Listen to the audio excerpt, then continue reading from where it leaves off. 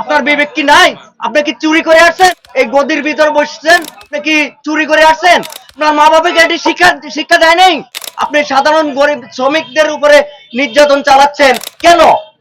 সমস্যাটা কোথায় আপনার? আপনি যে এই আইন পাশ করেছেন, আপনাদের এই সমস্যাটা কোথায়? আপনারা আসেন, বসেন, কোথায় যাবেন? আপনারা আমাদের মিটারের বিষয় নিয়ে আসেন, আপনাদের সাথে আমরা বৈঠক বসি।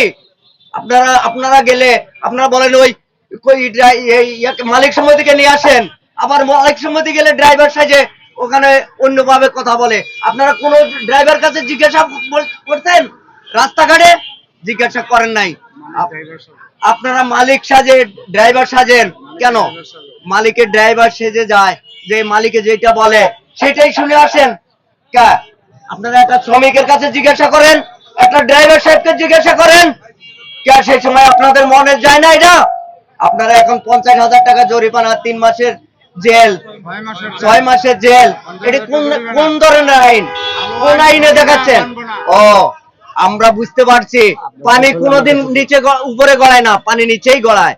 তার কারণ আপনি এসিতে বসে রয়েছেন না, সেই জন্য আপনি আপনি একটা কাগজ করতে গেলে আপনি ওখানে যাই সিগনেচার দিতে চান না। টাকা যদি দেন, টাকা যদি আপনার বাবা হাতে যায়, তখন আপনি ওই কাগজে সিগনেচার করেন। সেই টাকা কি আপনার বাবার টাকা?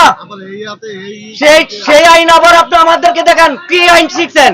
আপনার আইনে আসেন, আপনার সাথে আইনে আমি বসি। আমি হাইকোর্টে 10 বছর চাকরিজীবী, আমি প্রধান বিচারপতি মোজাম্মেল স্যারের ড্রাইভার ছিলাম 10 বছর। আপনি কি আইন তৈরি করবেন? আমি আইন তৈরি করি, আর সেই আইন আপনি ব্যবহার করেন।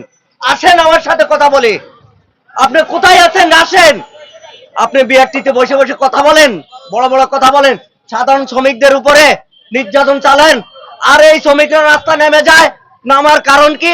আপনি সেই শেখ হাসিনার দোষারোপ আবার এখানে গন্ডগোল বাঁধানোর জন্য চেষ্টা করেন। আপনি গন্ডগোল বাঁধানোর জন্য এগুলো করতেছেন কেন?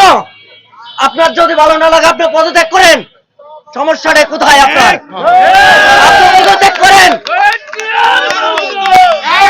আপনি পদত্যাগ করে চলে যান। আরেকজনে বসান, আপনার ওয়াইটিং বিল আসে, আপনারা করেন।